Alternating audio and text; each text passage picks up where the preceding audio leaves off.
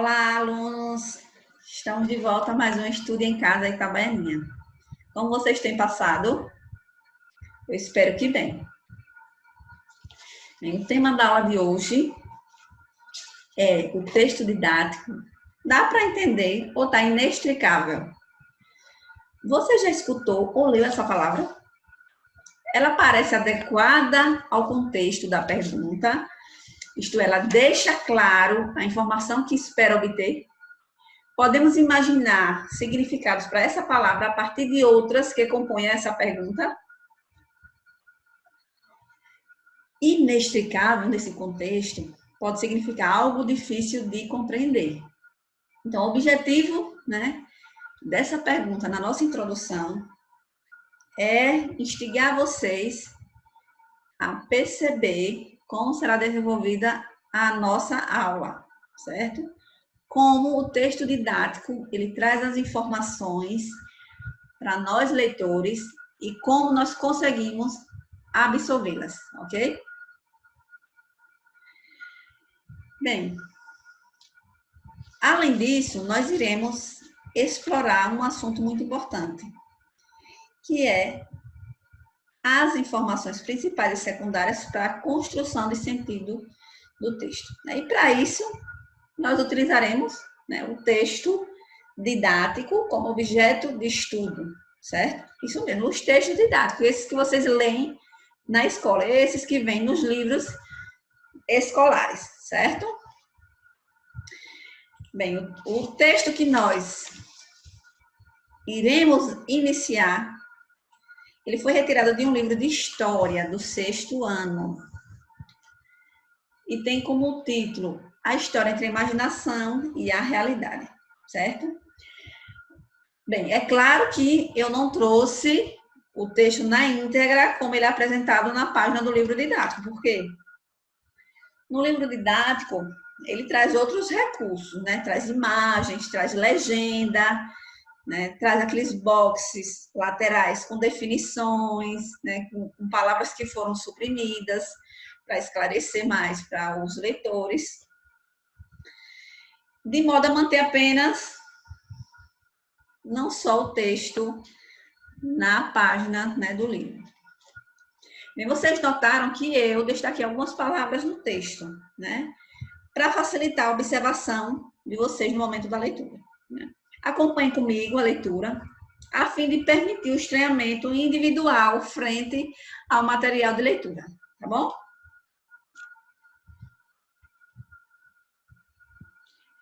A gesta da Guerra de Troia é cheia de pormenores fantasiosos. Ou alguém acha possível construir um equino de madeira mastodôntico para abrigar um exército? É uma diegese que lembra muitas histórias infantis. Aquelas que você gostava de ouvir quando era pávoro. Os contos de fadas, como o da Cinderela, a história do folclore brasileiro, como o Saci Pererê, da Mula Sem Cabeça e do Bicho Papão.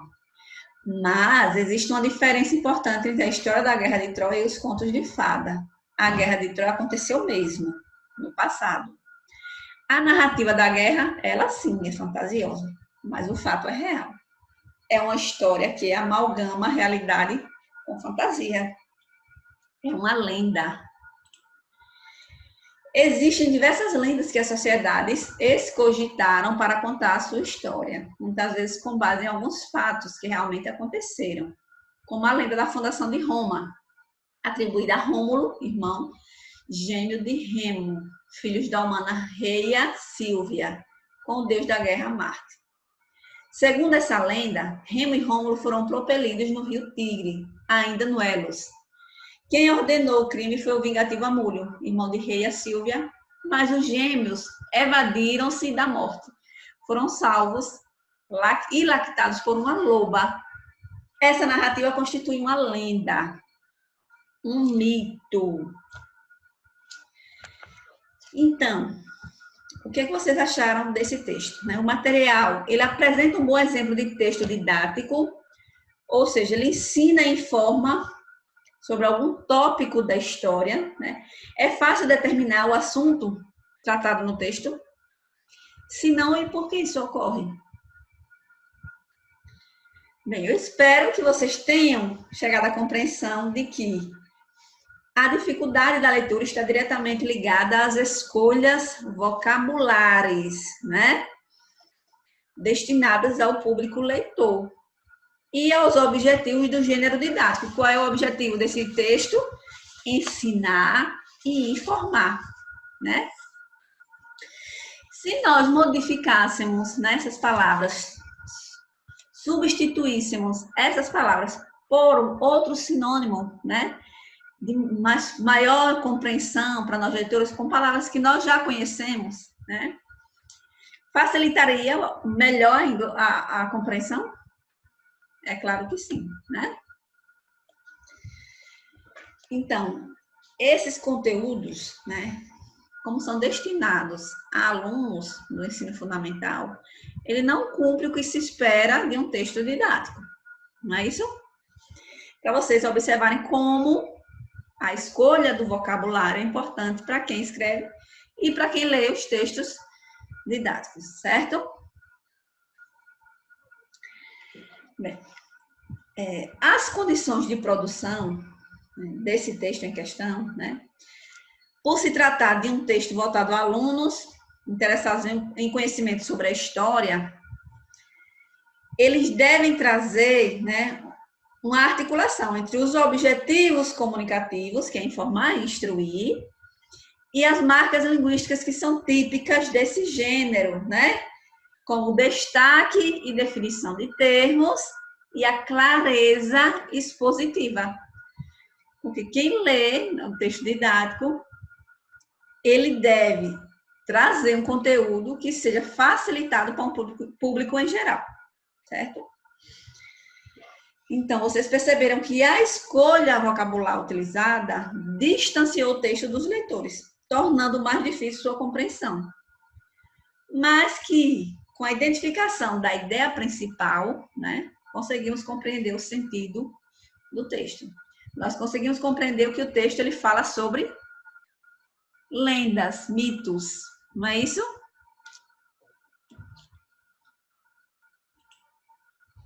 Vamos lá. Vamos tentar explorar um pouco sobre esses recursos utilizados, certo? Do inextricável ao compreensível. Nós sabemos que todo texto ele é um tecido de ideias, né? Então essas ideias elas vão se entrelaçando entre as frases que formam os diferentes parágrafos, né? Essas são ideias que podem ser centrais ou principais, tópicas, nucleares, como queira chamar, né? Ou podem ser ideias secundárias, né? Ideias acessórias. Ambos os tipos de ideias são importantes para o desenvolvimento do texto, né? Então, vocês perceberam que, apesar do vocabulário utilizado na construção do texto, né, não contribuir para o entendimento, algumas estratégias podem nos ajudar a compreendê-lo. Então, para isso, eu gostaria de retomar alguns conceitos importantes, certo? A princípio, é muito importante que você analise o gênero, né, para mediar essa construção de ideias. Por exemplo, no resumo, né, predomina a ideia principal, né? Já no texto didático, nós observamos que as ideias secundárias, elas são muito importantes para desenvolver o conteúdo e facilitar o aprendizado.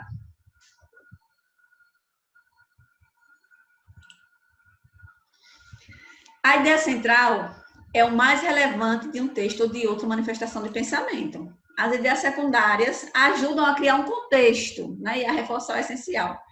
Mas pode-se prescindir delas sem alterar o significado do texto, como, por exemplo, em um resumo, como eu já falei. Então, a ideia central é a base que sustenta e defende o que o autor quer contar ou deseja. Bem, um texto ele contém muito mais ideias secundárias do que ideias principais, né? Os conteúdos das ideias secundárias não são os mais importantes, mas sem eles o texto não flui, o texto se torna pesado, Na verdade, são as ideias secundárias que compõem o texto. Por isso, dependendo do seu propósito comunicativo, do gênero discursivo, são imprescindíveis, certo?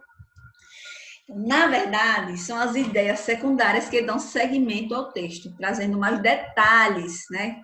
Que facilita a contextualização e o entendimento do leitor. A gente sente muito isso no momento que a gente vai produzir um texto. Né? Se você não desenvolve suas ideias, não amplia a sua ideia central com as ideias secundárias, seu texto fica muito curto, com falta de informações que tragam clareza para ele.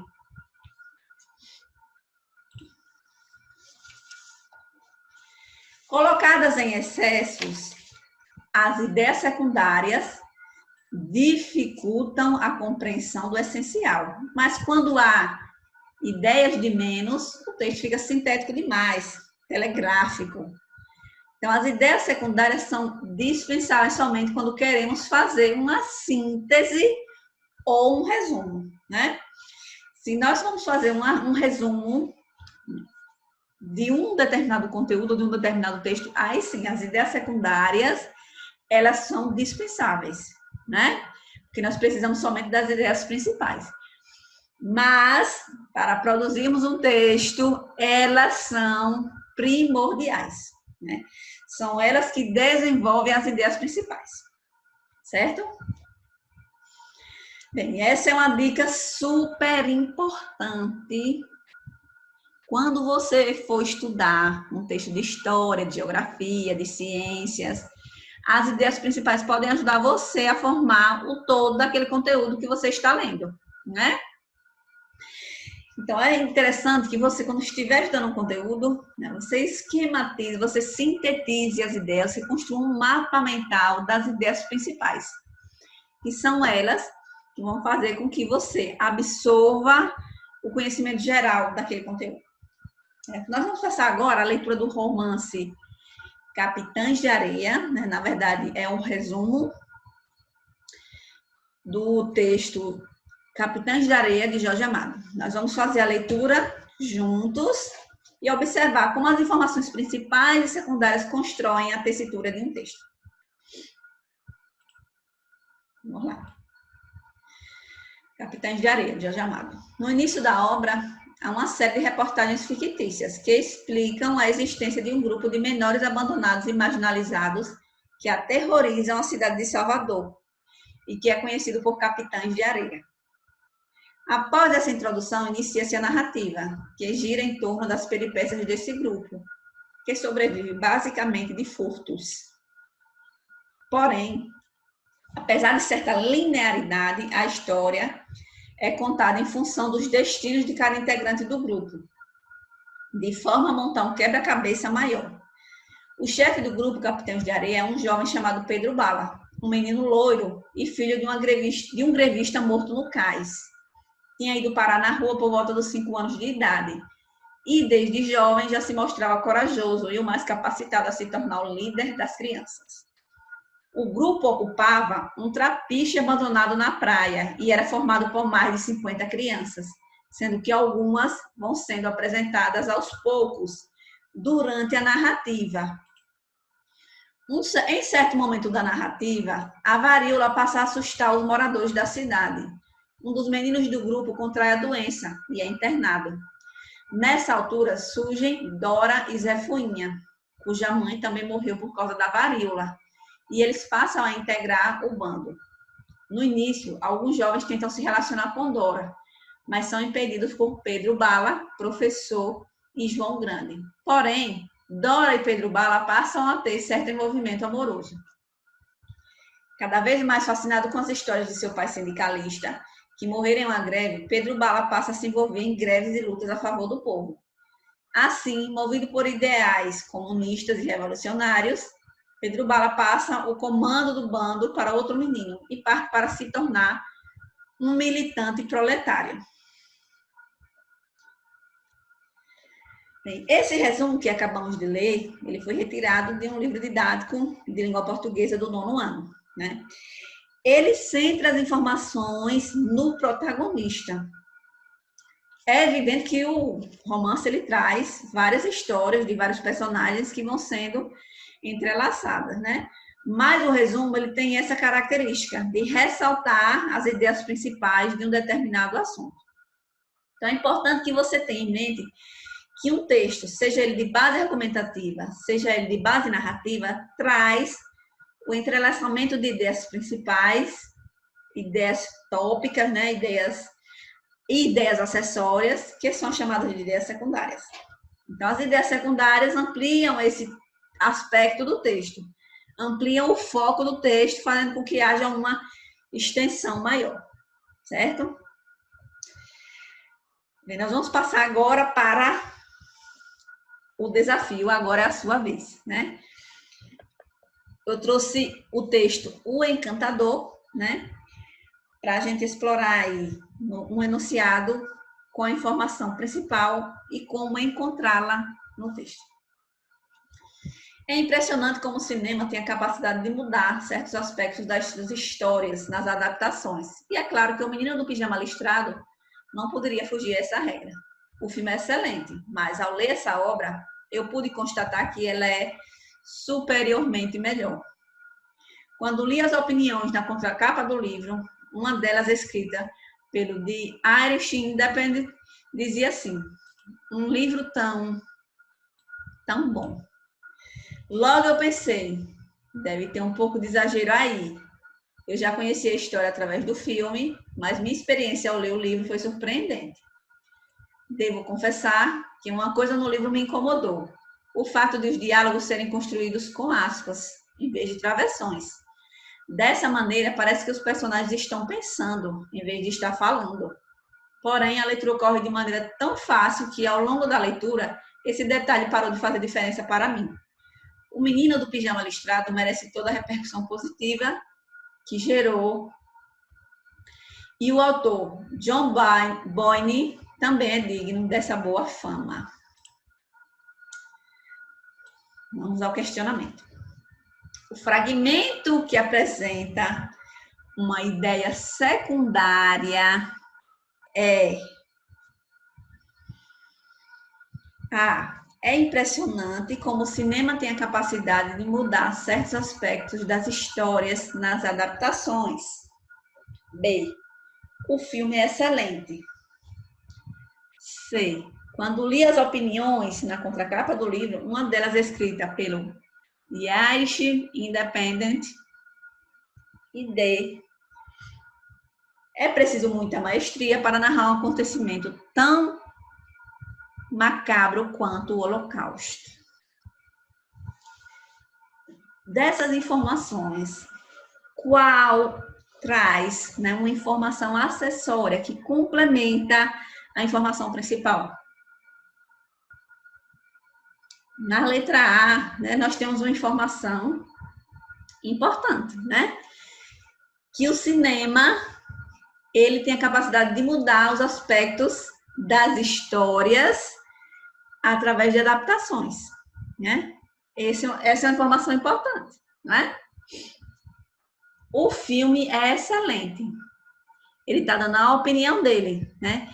Como nós estamos lendo uma resenha, né? Na qual ela tem como foco, né, apresentar um ponto de vista sobre determinada coisa, né? Então, nós podemos dizer que também é uma informação importante, né? Quando li as opiniões na contracapa, uma delas é escrita pelo The Irish Independent. Agora sim, nós temos uma informação secundária, né? Ele apresenta, né, uma opinião, né?